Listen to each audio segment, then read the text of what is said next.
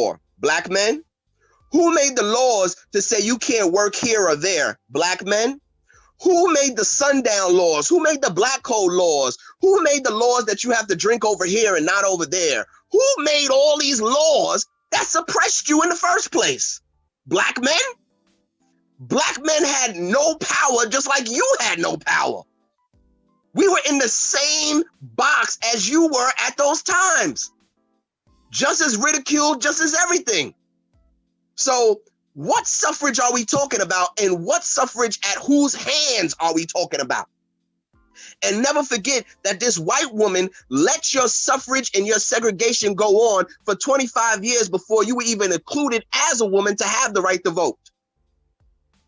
So once again, whose suffrage are we talking about? Emancipation of 1865. Where were we at this time? At this time, we had more families, we had more land, we had more than we have today. If not equal. And if you want any reference to this, you need to study, oh Lord, give me 1 second, I got him. You need to study Black Labor, White Wealth by great brother. I met him. I had the honor of meeting him a couple of times. His name is all buried in my subconscious right now. I'm gonna have his name in a second, but because I don't want to waste no time. But Black Labor, White Wealth is just one of the many books, one of the many references that go into all of this, all of it within the last 100 years. So let's fast forward. The civil rights movement has been destroyed. They finally infiltrated us. They got all the men out of here. They got them locked down. They got them on heroin. They got them shipped off to Nam, all these different aspects. Now the women are left alone with their children at home. And who swoops in as the savior and the sister of the day? The white woman, to tell you to burn your bra and tell you you don't need no man to make a baby. Well, you need a man to make a baby, but you don't need a man to raise a baby. And which started the explosion of the out of wedlock perspective. So when we go into this suffrage that we want to keep talking about, whose suffrage are we really talking about, and at whose hands? Can anybody give me a time in America where black men had more power than black women? Anybody, I don't care what time, even to this day, give me a time where black men control anything that black women do. Anybody? Can anybody think of a time from 2020 now to the 1900s, 1800s, where black men said, excuse me, black woman, you can't come in here. Excuse me, black woman, you're not allowed to do this. Excuse me, black woman. When was there a time in the last 100 years where black men had the power to suppress black women in any way, shape, or form? I can't find it. Now, if you want to talk about a household, it was the black man that was laboring to keep the household afloat. Now, I am sure there are many instances where those wives of those households was getting beaten and so on and so forth. But let's take this into accountability. Who was that black man imitating once he got over that 1865 emancipation and he was so-called freed, even though he was still under the law of 3/5 of a man? Who was he imitating? Who taught him that a swift smack in the mouth, a swift smack in the mouth will put your woman in check? Who has been? Now, I am a big movie buff. I love old school black and white movies. If anybody is in the black and white movies going to the 50s and the 40s and the 60s, they are smacking their women around all the time in those black and white movies. The woman, he goes, pow, and the woman just stands there and and he's like, I love you. And it's like when you watch these depictions, these movies, these shows, one of my favorite shows, Twilight Zone, Albert Hitchcock, what's the other white man name? Old white man did all these shows in the 50s and 40s. Just had his name. He did a show called Thriller. But anyway, these are the 50s and 60s. They smacking around women all in these shows, like it's a common thing. So once again, as a black man who has just been emancipated 1865, and I grow up watching 40s and 50s and 60s TV shows, you're damn right eventually I'm going to start imitating what I see these white men doing to their white women. And I'm going to think it's the right thing to do. And I'm going to think I'm supposed to do that to set down the law and to put down discipline. Mm-hmm. So what I'm saying is the male we see today is the imitator of the male who ruled him yesterday and today, because they still rule not us, but they still rule those outside of our circle right now. Okay. So we're talking about the male imitating this European within behavior, function, attitude, and even sexuality. So to answer your question, I ask a question. Whose suffrage and by whose hands? By whose law? By whose superiority? Because once again, I asked the question, when was the black man ever superior to you in this country ever since 1776?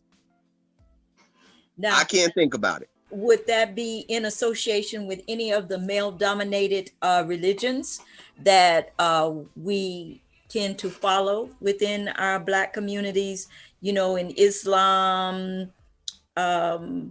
Yet I know what you're going to say. Even if I use the Nation of Islam, we're still talking about Islam adopting the those pre-classical ideologies from Greeks, great thinkers, and so on and so forth. So I really have to withdraw that, right? No, you don't have to, because you know what I was going to get directly into? What? A personal, beautiful woman that I truly love and I admire greatly, Queen Shahrazad Ali. Yes. Queen Shahrazad Ali. Now, if any of us have read her book, and we know that Queen Shahrazad Ali is what? A member of the Nation of Islam. Yes. If you read her book, what does she say in her book? Sometimes you gotta smack a woman in the mouth.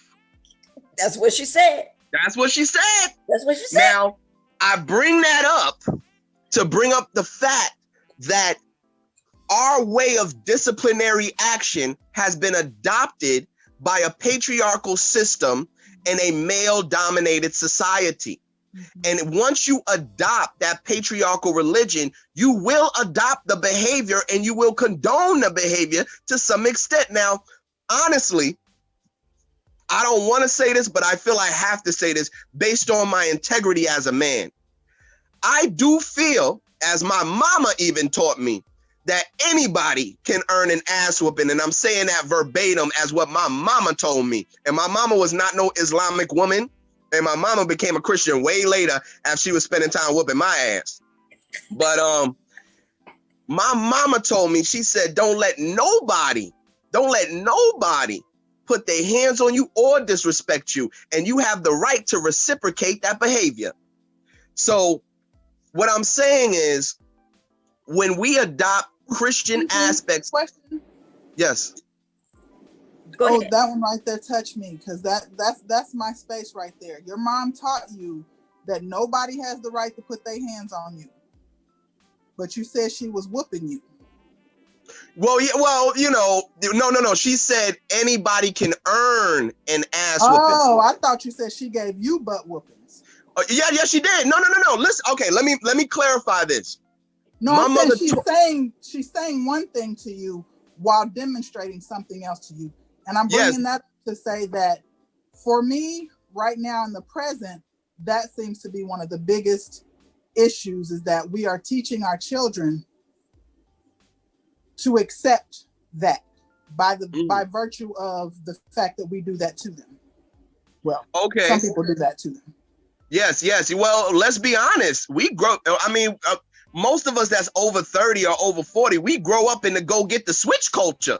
Yes. So and when you said that, that's why that brought that up. Like, she was teaching you nobody has the right to put their hands on you, or anybody can earn a butt whooping, but she was giving you whoopings. And to me, that speaks to what you're saying in terms of, you were saying the black man is taking his cues from the person who was in power.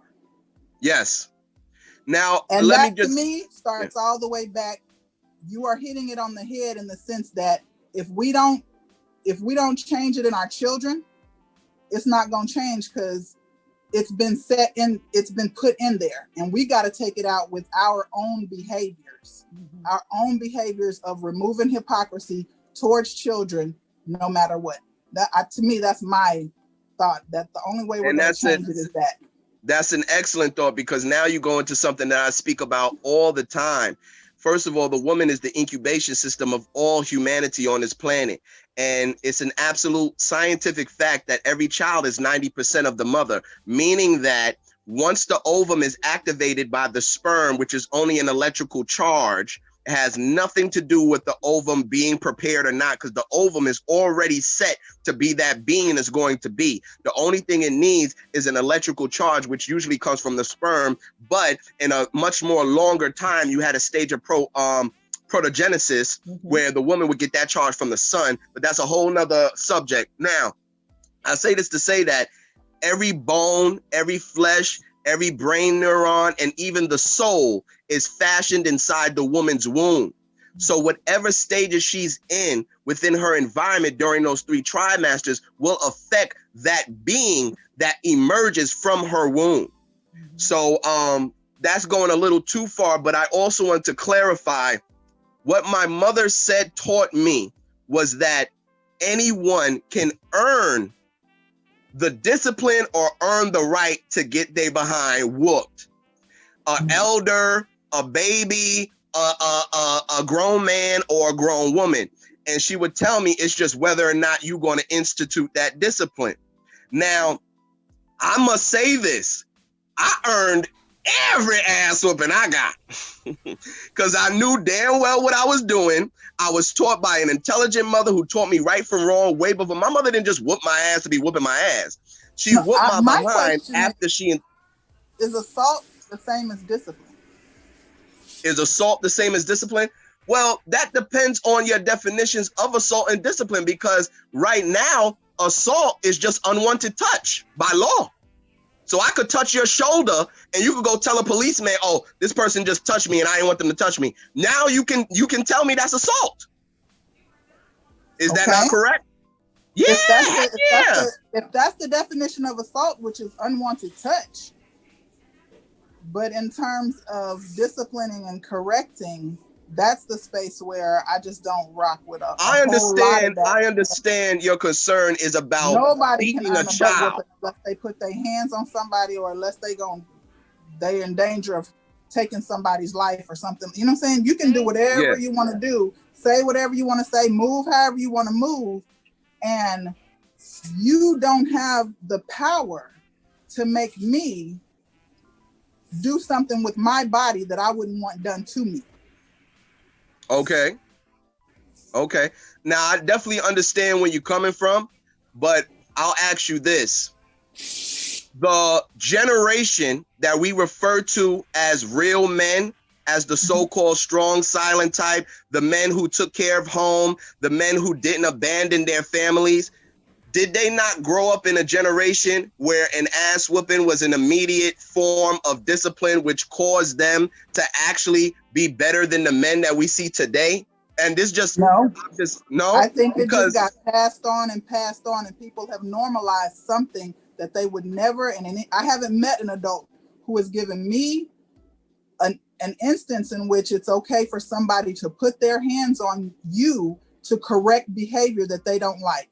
Now, wait a second. Conducive. I'm not talking about you. I understand that this is a personal preference. This is a personal thing. About any human being. Okay, but notice what I just asked. Wait a second. I want you to notice what I just asked you, though. Pay attention to what I just asked you. The men, because let's be honest, the men that are beating on women today are not the same men that our great-grandfathers were. They're not. No. And there's a reason for that. And everything has a cause and effect and a consequence and a result. And one thing that I've witnessed, not just from my own personal experience, but from doing my consultations as well as talking to many elders, the generation that is looked up to the generation that many women say they want back, they want that man back, is the generation of the man who got his behind whooped as a child.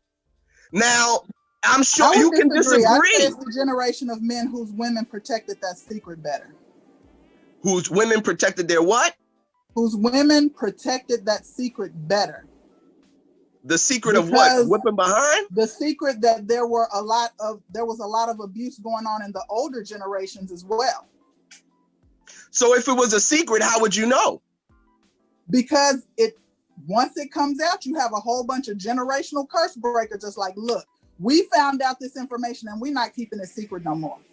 So wait a second. Keeping it secret no more. And you're almost, because I've seen so many different ranges of people, it's almost like it's a subtle thing and they try to get you to normalize it just like they would get you to normalize hitting somebody who can't defend themselves against you. It's like, no, you don't correct somebody by doing something that you would not want done to you. If you don't want it done to you, don't do it to that child. And for the generational curse breakers that have talked to me, it's that they're no longer keeping the secrets that these things were going on in the older generations as well. So it's not a secret no more. It's not a secret that it was going on, and it keeps getting passed down. But when you stop keeping the secrets, that's when you start having these family fractures. So I'm glad that this discussion is happening. I hope it's a lot of people hearing it, the history of domestic violence, but I don't think we take into account where we normalize things, the normalization of things that we. Now I want to interject this because I find it very interesting, because another thing people like to use secret with homosexuality, and they like to say that it was common and normal, but it was just a secret and everything was a secret. Now I find that term secret very interesting, because when something is a secret, how do you know about it? Now, if it comes out and it's not a secret, wait a second, let me finish now. If it's not a secret and it comes out, then why is it when we are looking in 2020? Because I stayed up all night looking for this stuff. Why is it that in 2020, decades later past the secret, that there is no form of abundance of this talk about the secret coming out? The same way that they keep using this, there was plenty of homosexuality all over Africa and there was homosexuality everywhere, but everything was just a secret. I find that to be very convenient. Now, I'm not saying it's not true, but I'm saying that that's very convenient, because something that is a secret is not known. And it's not something you could stand on. Okay, I would like to interject. It wasn't flaunted. It wasn't flaunted. As far as homosexuality, it wasn't flaunted. But I'm talking about the keeping of things under the radar. Like, we know it's not cool for certain things, but things will happen and it won't get spoken on in a very public setting, because then it's like, oh, well, that person's a troublemaker. Oh, that person's trying to go against the grain, or whatever the case may be, whether it's homosexuality, domestic violence, child abuse, any of that kind of stuff. Finding out the history of it, to me, is very, very important. I think that along in that history, we lose what becomes normalized. And when you spoke on that part, it just made me think something became normalized. Now, before Osa chimes in, because I know she wants to chime in, I just want to ask you one more thing, and I apologize for prolonging, but I just want to ask you one more thing. Now, in New York City, I've spoken at 3 different public schools in Manhattan, and one thing I noticed is that white people have implemented this thing to where you can't even discipline your children anymore. Not just hitting them, you're not allowed to yell at them. You're not allowed to take things away from them. And honestly, I was jailed for this, but that's a personal thing, and I'm not gonna go into that. But anyway, you're not allowed to yell at your child. That's now abuse. That's verbal abuse. You're not allowed to take their TV away. You're not allowed to do this stuff. Now, what I'm asking you is, the generational breed over the last 20, 30 years who have been implemented this style of a basic form of discipline, to where you just sit down and you just talk, and you talk. Do you really, in your opinion, you think that has been more beneficial than the so-called abusive traditional way of when a child is disrespectful with his mouth, or when a child does something criminal. Because when I was receiving my so-called abuse and my ass whooping, I was doing criminal crap. And were you mimicking something you saw? Yeah, absolutely. But the fact of the matter is, not you. They were in the wrong, not you. And that's not what I'm talking about, though. Yes, I have 2 children raised that way. I get what you're saying, but that's not what I'm talking about. I'm talking about what made me respect the rules of my home was the discipline I received until I was able to leave that environment. What I'm saying, I hear everything you're saying. Okay, don't interrupt each other. Don't interrupt. Say that one more time. Don't interrupt each other. Let's keep this where when he speaks, you listen, and when she speaks, you listen, and we definitely got to get to Osa. Yes, let's let Osa go on, because I know she... This is a good one, though. I'd love to speak to you more about it later. Yes. Go ahead. No problem. What I want to touch on is how, going forward, how do we make these changes? So we talk about the history. We know that, okay, at one point it wasn't in our culture to abuse each other. And we know at some point we've adopted this culture of abusing each other. So how do we start to fix that? Is that something that the change happens within ourselves, or is that something where we just say, okay, we're screwed and we just have to move on to the next generation? Personally, my personal perspective, I think it's the next generation. I think those of us who are already, we're already kind of set in our ways. We're already 30, 40 years old, whatever the case may be. The focusing on us, in my personal opinion, I think the focus should be on the children, and the focus should be of them. Because let's be honest, a lot of our behavior came from us just not knowing anything. We just did not know. We didn't know where we came from. We didn't know how we were conditioned. We didn't know that we had empires. We didn't know that we had specific laws to protect women. A lot of the things that women are running around regurgitating is because they literally have no form of that knowledge. So I feel, in my personal opinion, that giving these children this knowledge at very early age, to where it becomes so conditioned in them to know that what they see is not them, and what they see today is not their original behavior and their original design. I think that is the true solution, because those of us that already been led, like I just said, me and her, we going back and forth because I got my ass whooped. You see what I'm saying? So the reason why we even talking like this, because I mentioned my personal part of my life, and I mentioned my mother, and that's when she had got activated and was like, hey, let me chime in here. So if I would have never mentioned my personal life by my mother and what she taught me and what she did to me based on my behavior and my actions, we probably would have never been here. So what I'm saying is, in my opinion, I'm not worried about the grown adults. What I'm worrying about is giving them something that they can give to their child, for their child to expand upon on their own, and find out before they get to that egotistical age of being a teenager, before they get to that egotistical period of being an adult set in their ways, that they actually know that what is common today or what is normalized today is not the foundation of their existence. And they can actually re-adopt their original state of beingness, instead of continuing their what I like to call their degeneracy state of beingness right now. That's just my opinion. Okay, go ahead, Osa. Okay, and then how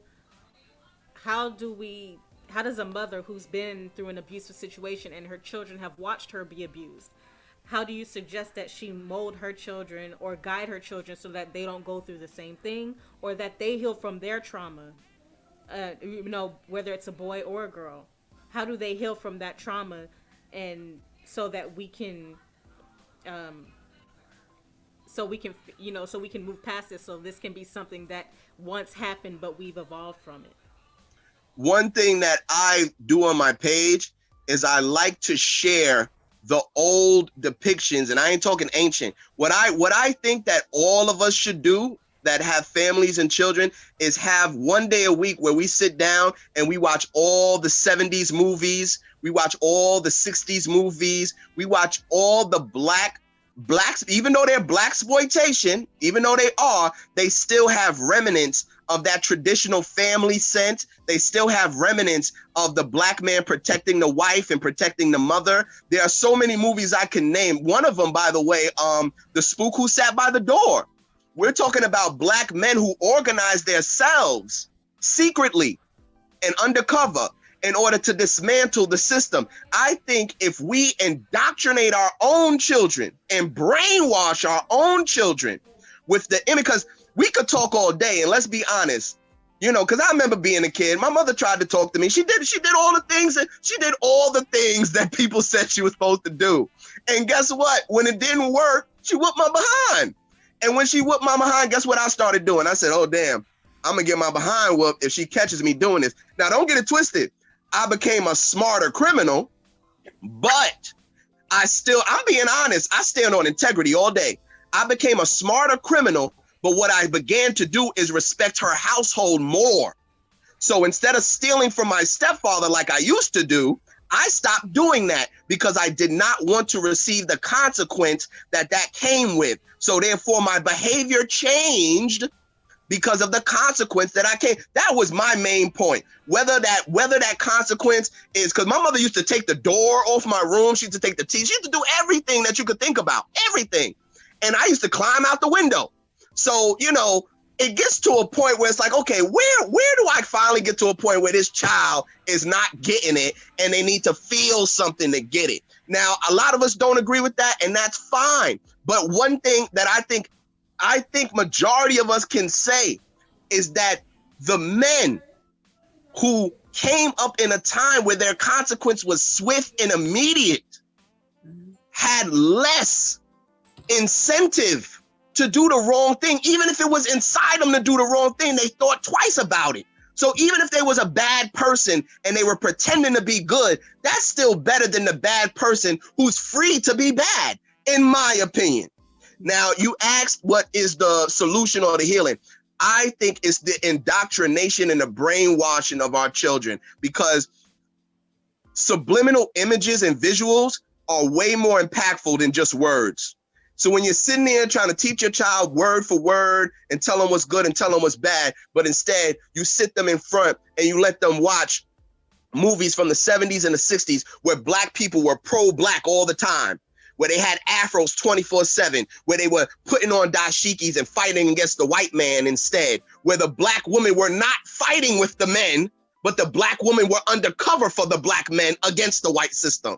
So I think the combination, one thing my mother did for me as well was she put Malcolm X above my bed. So every day I woke up, I saw Malcolm X every day when I rose. So this is where my spirit really came from, to be who I am today and do everything I'm doing today for us, because I think Malcolm is my father.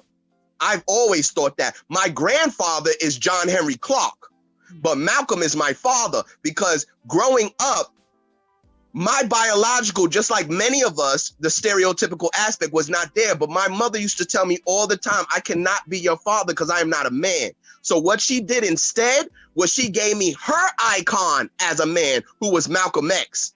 And she forced me to read his book numerous times. I damn near know that thing word for word, his autobiography. She gave me Malcolm X calendars in my room. So I was trained to be a revolutionary. I was trained to be a disciplinarian. I was trained to be someone who goes against the grain for his people, like Malcolm X did, because that was my icon given to me by my mother.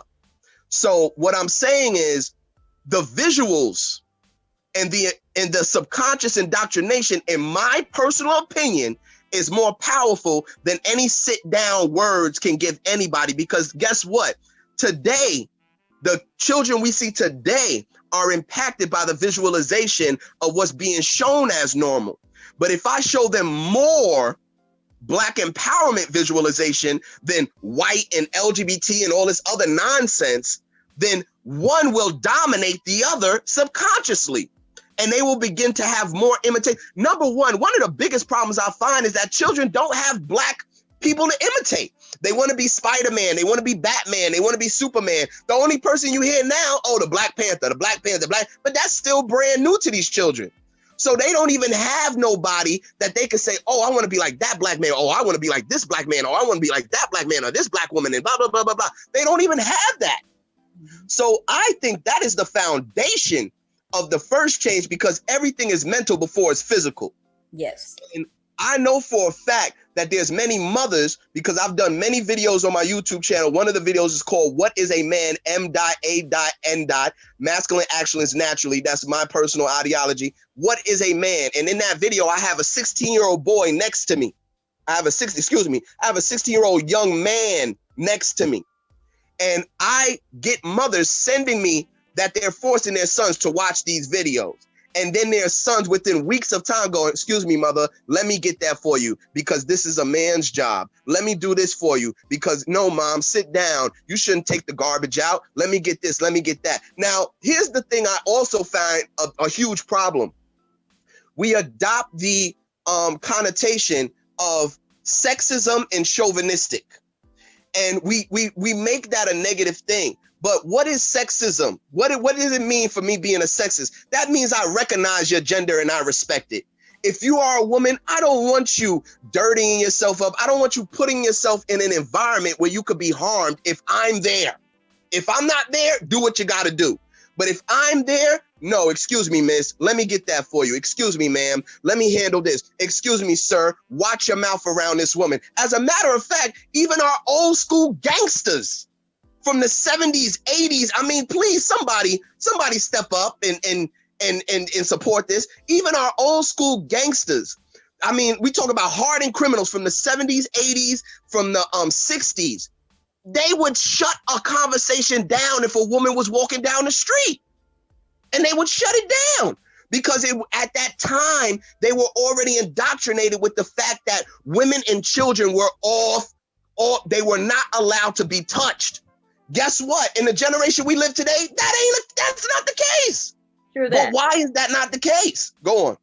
So, one of the movies, definitely that began scripting the disruption within the Black family was Claudine. Yes. James Earl Jones, and particularly there's a scene where he's wanting to fill out the papers as a responsible father for his family. And he's got a Black woman and a white woman telling him, so he's asking questions. So if I do fraud. this, then I'm a fraud. And if I do this versus this, and then one of the ladies respond, you're a fraud, you're a fraud. So we have those kinds of visuals. And as an artist, all of us as artists, not just, studying art history, but as an artist, we know why artists are used throughout every era, every epoch, because we are the ones who are the archives, okay, for what's happening in that recent era, and leaving behind the annuals, okay, for the next generation. And this is where we as artists have to step up and change the paradigm in the visuals that our children are constantly bombarded with and saturated with mentally and visually. Daily. In my opinion, every artist, no matter what your medium or form of art is, it should be your natural responsibility, especially as melanated people, to correct, because it's just like Pavlov thing. You teach a dog, to go around, and you ring that bell, and he begins salivating. Okay, yes. So we've got to, as the brother was using the term brainwash, and somebody might object to that term. However, then can you object to a picture is worth 1,000 words? Which is why our music is so strong as an element of education. Everything that we are about should be a form of educating us away from European ideologies and other ethnicities, theologies, and no one can do that better but us. We have to take that responsibility, and this is why WADA and the DEBRA show wanted to discuss and talk about the history of domestic violence intelligently, so that we can separate this black on black crime thing, you know, with domestic violence, so on and so forth. Education is key. We know about the book, The Miseducation of the Negro. Then we talk about the education of the Negro. Yet we are constantly, Western ideology is constantly trying to figure out new ways to keep us stereotyping ourselves. So when we deal with domestic violence, domestic abuse, starting with the most important figure, not that the man is not, so don't take this out of context. We start with the universal image of the woman being the first god, okay, of this planet. Woman, the black woman, the melanated woman, she is the god of this dimension. Like it or not, get over it, okay? Now, her complementary part. So when we get it, if we were to go into genetics from a double X to a XY, see, this can become very, very, very, very like a lotus or a lemon, you know, an onion, I mean, where you got layers and layers and layers and layers, okay, of actual facts and generational opinions. Okay, so we have to keep that in under consideration of why we had even films, black films, exploiting pimps, you know, the black man, you know, pimping out, you know, his black woman or the woman in general. Yet what we have to assign ourselves to is educating ourselves away from this. A person that is in an abusive relationship right now, and if they can watch this presentation, because there's so much fear in them even trying to think about how they're even going to escape from that situation, we're here as a tool, okay, not just to show them where they can their safe havens, but we need to start having these discussions in the community. I remember here in Oklahoma City, the sisters that head up, you know, domestic violence and so on and so forth, Grace Franklin, etc. They gave a workshop, a seminar.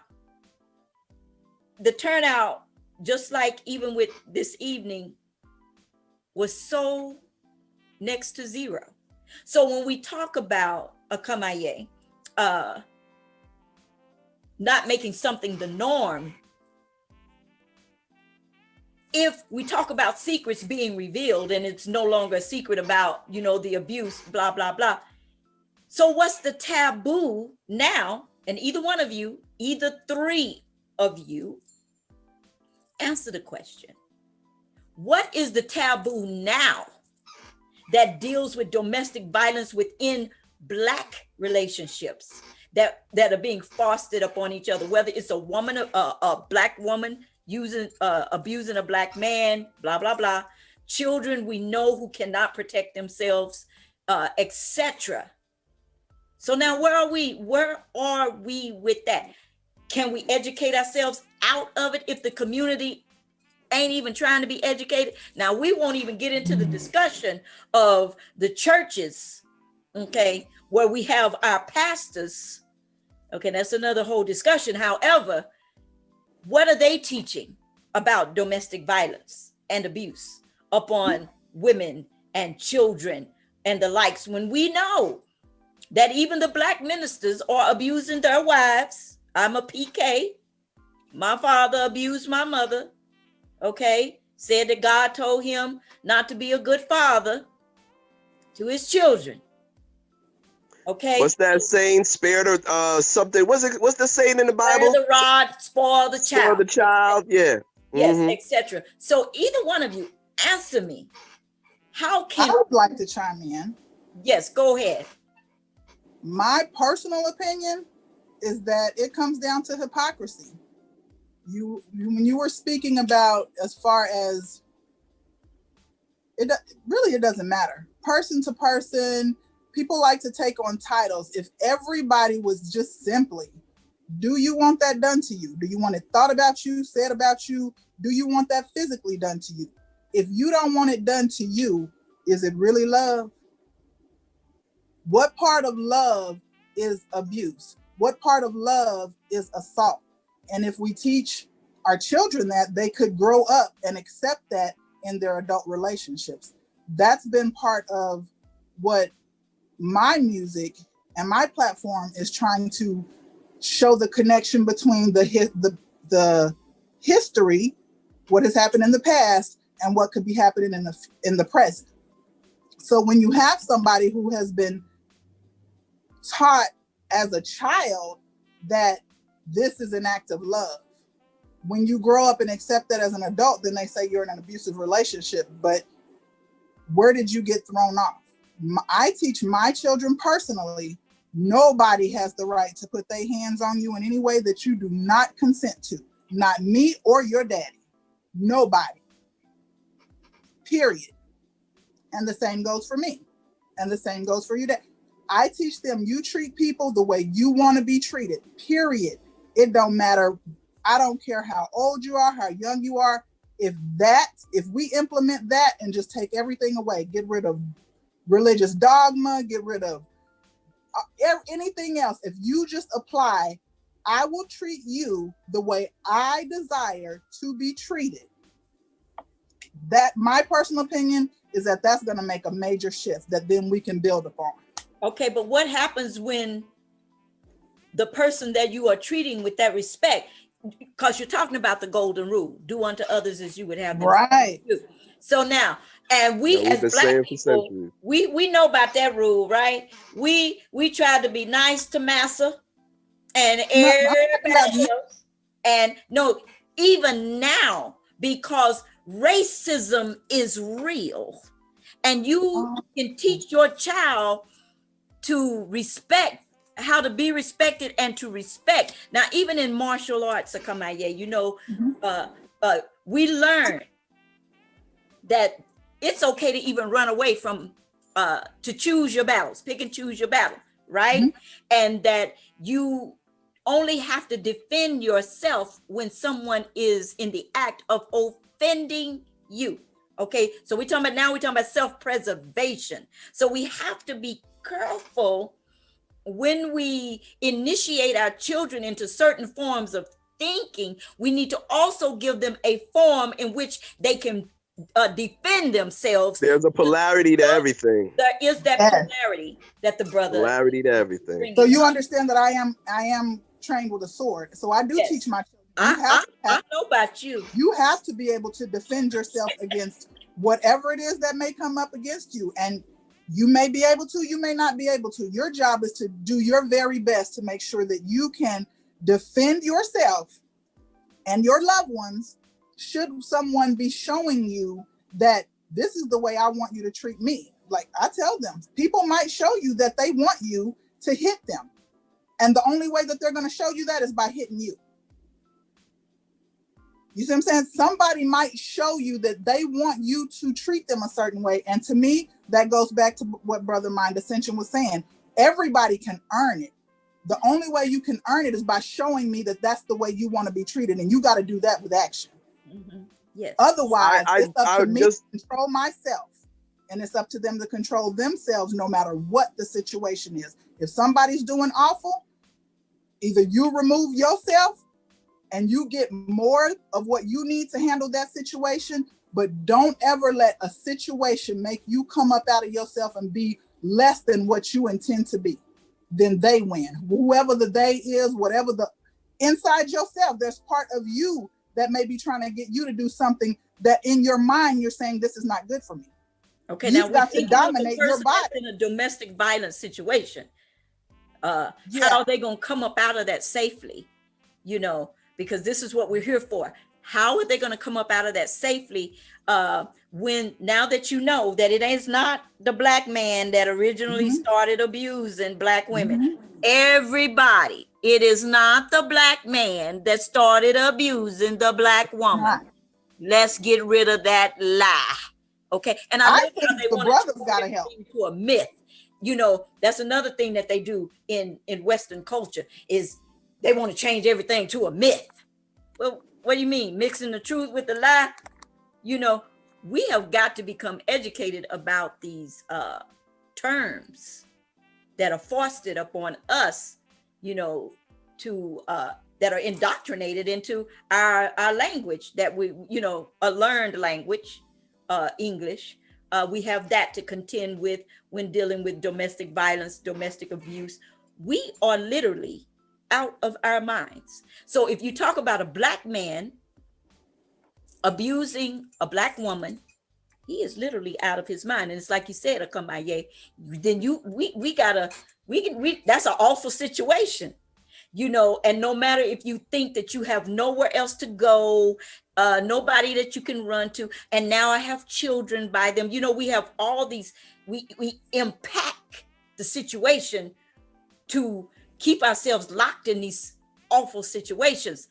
And this evening, I wanted Brother Mind to set the stage for us to begin to separate ourselves from these things that Western ideologies, whatever invading culture that was not our practice, okay?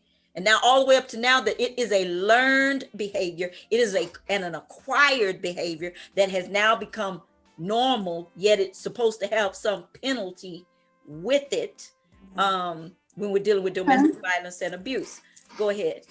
I think part of our marriage story, CJ and I, may give some insight into what may help. Part of our ceremonies, because we had the premarital counseling and we had to listen to our elders, if anything goes on with us, if he get crazy about something and comes at me with some kind of energy that I know I'm not trying to deal with, I'm supposed to call people and they have to respond. Just like if I've had sisters come over in the beginning of our marriage and literally put my head over the tub and start pouring cold water on my head and saying, would you stop? That man is trying to calm down and you are not doing what you need to do, because if he comes at you with masculine energy, you're not prepared for it. That's right. And it took that first year of marriage for me to actually learn that. But I had people with the wisdom to know that. And I was wise enough to be in a state of listening and receiving that. Right. So I think we need to have situations like that where there's a circle of brothers. If you're trying to get out, you're not going back. You make one phone call, they there, and they're not leaving your side until that person is dealt with. Right. In a way that they cannot harm you. Right. And then you're looked after for a while. Right. So let's listen to Osa. What I want to know is, do you think that the escalation that usually... Speak up a little louder, Osa. Sorry, let me get into the mic. Can you hear me better? Yes. Okay, so what I want to know is the escalation of what leads to a domestic situation. Do you think that has, in the Black community, do you think that's about a breakdown in culture?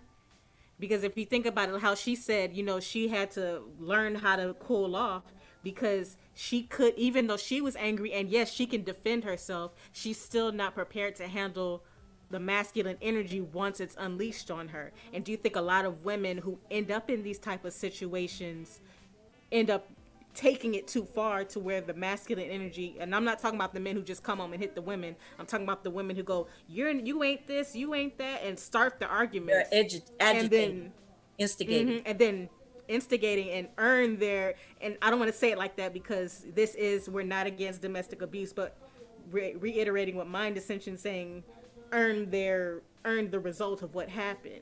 Yes. Not saying that anybody deserves to be hit, but do you think that because in our culture, men and women haven't been taught how to deal with our anger, how to deal with our emotions? You mean current culture? Current in this society. So when you have people when we turn to abusing each other because we haven't been taught how to deal with our anger or frustrations. Okay, let's listen to Brother Mine. Brother Mine, what's your take on that? I had numerous different things I wanted to chime in, but I definitely wanted to let everybody, you know what I'm saying? Because I know I've been running my damn mouth. 4 things really. I'm glad I kept my memory right. I heard the beautiful sister talk about the circle of sisters or elders, I'm not sure which one they were, that came over to her home and actually, to be honest with you, what she described, the reason why I'm getting, I wanted to get into something else, but the reason why I'm getting to this is what she described is actually something that's called waterboarding, which is actually a form of torture.